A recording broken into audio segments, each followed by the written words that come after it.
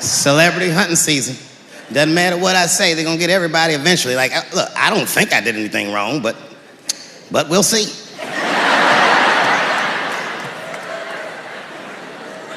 They even got poor Kevin Hart. Can you imagine such a thing? Kevin Hart, let me tell you something. It was Kevin Hart's dream to host the Oscars. That's what he told me. And I remember when he told me, because I was thinking to myself, well, that's an awfully strange dream for an African American. Kind of nigga dreams of hosting the Oscars. Kevin did, that's who. And he did it. Against all the odds, Kevin became the most famous comedian this world has ever seen, and he got the job that only one black man before him had had. He was gonna host the 80th Oscars. And I don't know what you know about Kevin, but I know Kevin Hart is damn near perfect. As close to perfect as anybody I've ever seen. In fact, Kevin is precisely 4 tweets shy of being perfect.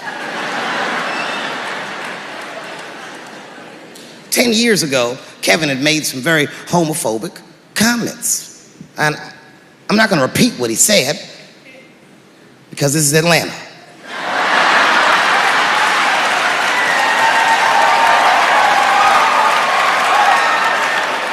You know what I mean. I'm sure there's a lot of gay men here tonight with their wives.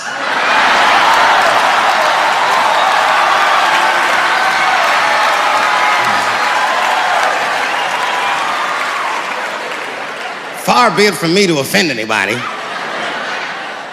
All right, I'll tell you what he said. But just remember, these were not my words. These were Kevin's words.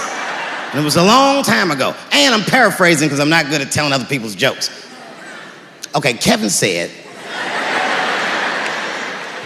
that if his little son was demonstrating or exhibiting homosexual behavior around the house, that he'd chastise him. He'd say, hey, that's gay. And then he said he would smash a dollhouse over that child's head.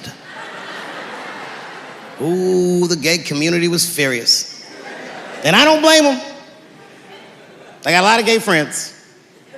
And all of them, 100% of them, all have told me fucking horror stories about the shit they had to go through just to be themselves. Crazy, crazy stories. And in all those stories, I gotta say, not one of them has ever mentioned anything like their father smashing a fucking dollhouse over their head.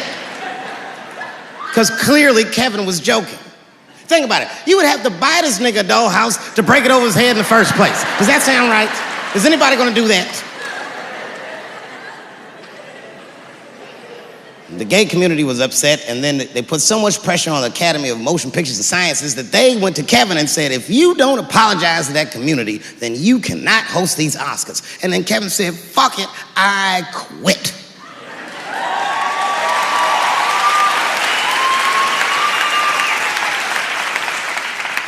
And then he went on every talk show in America and apologized for 6 weeks.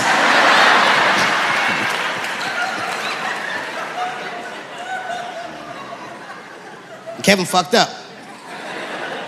I understand the mistake he made because I've made the same mistake early in my career. This is many years ago, 15 years ago. It's when I was doing Chappelle show. Thank you.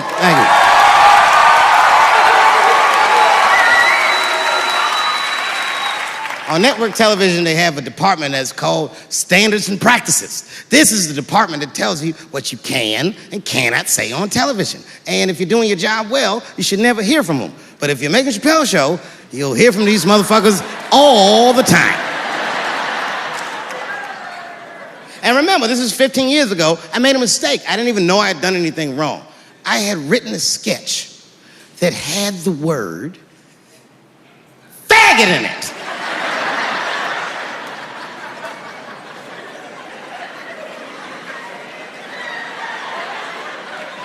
So I had to go to Standards and Practices. They called me up. I don't know why they're calling me, but I like the lady that runs the department. She's usually really fair and was one of my favorite people I've ever worked with. So she sits me down. We have a nice conversation. She tells me, oh, the sketches are great. I go, oh, fantastic. Well, then why am I here?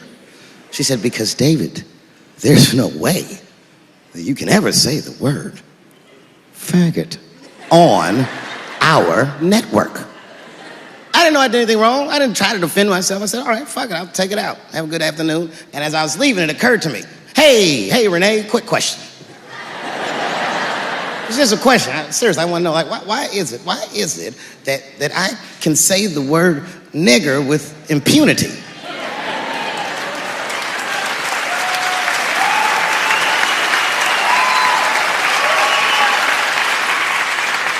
But I can't say the word faggot. And she said, because, David, you are not gay.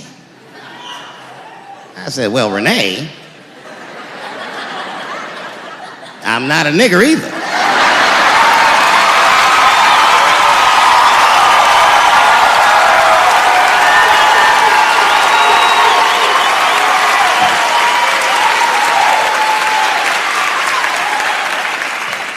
But you see, what I didn't realize at the time and what Kevin had to learn the hard way is we were breaking an unwritten and unspoken rule of show business. And if I say it, you'll know that I'm telling you the truth. The rule is that no matter what you do in your artistic expression, you are never, ever allowed to upset the alphabet people.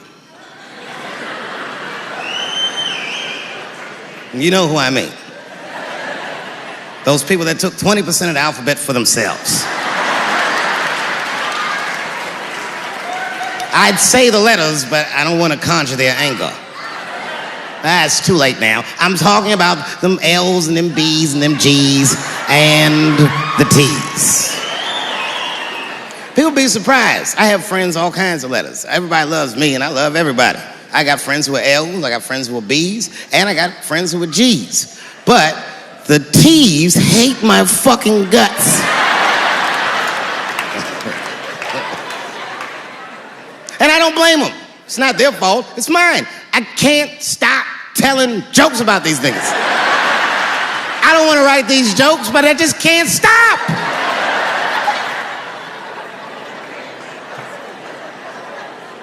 You know, you hear all those letters together all the time, LBGT, LBGT, and you think it's just one big movement. It's not. All those letters are their own movement. They just travel in the same car together. And my guess is,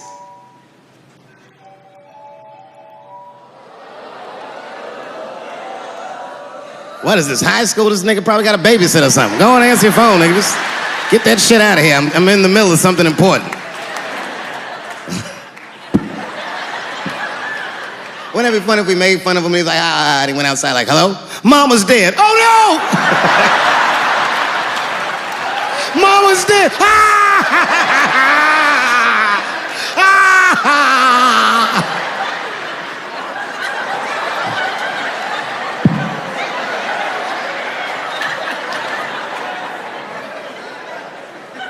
That was a weird timed phone call, wasn't it? It's like his phone is gay.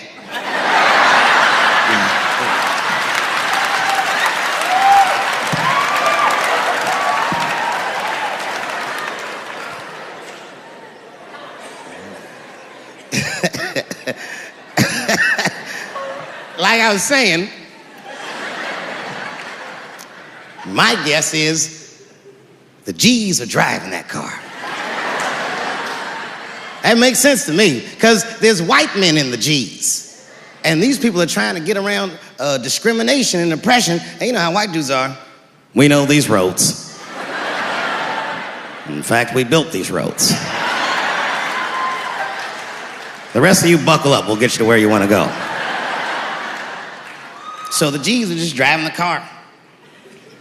Of course, next to the G's in the passenger seat is the L's. Everybody likes the L's, except for the G's. I don't know what that's about. I just know the G's don't like them that much. And the G's always say like little subliminal digs on them. It's unnecessary shit. It's not mean, but you know what I mean? They just be like, I wouldn't wear that. The only thing that breaks the tension between the L's and the G's are the B's in the back seat. That's right, there you go. Everybody scream out when you hear your letter.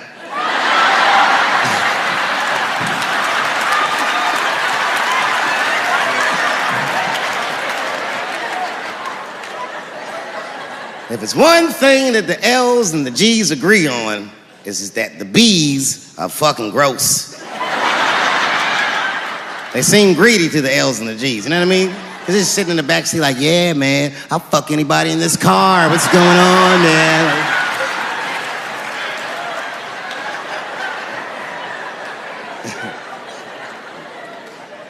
And sitting next to the bees, all the way in the back seat by themselves, looking out the window. That's the T's.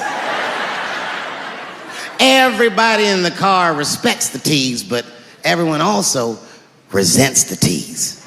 It's not the T's' fault, but everyone in the car just feels like the T's are making the trip take longer.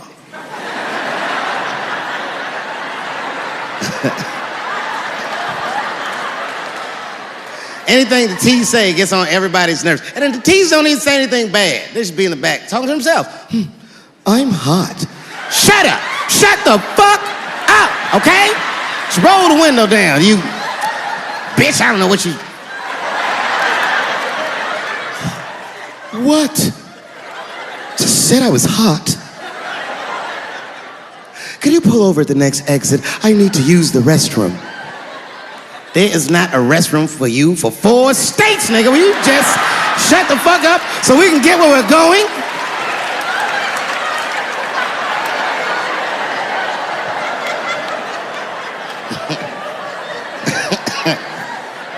And just when that car can't get any more tense, the cues are a hitchhiker that they pick up on the road.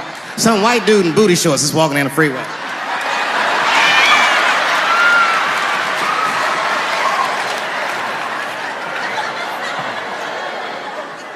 The G's see him. That guy might be one of us. Hey, are you okay? You need some help? And he come over there with them booty shorts leaning on the window. Hey, what's going on, fellas? Lady? Whatever pronoun makes you feel comfortable in the back.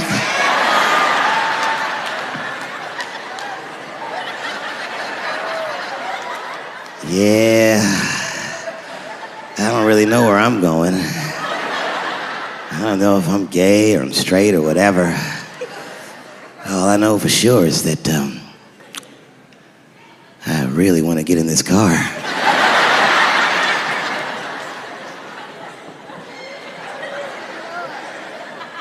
And they make him get in and sit in between the B's and the T's. I feel bad for T's, but they're so confusing.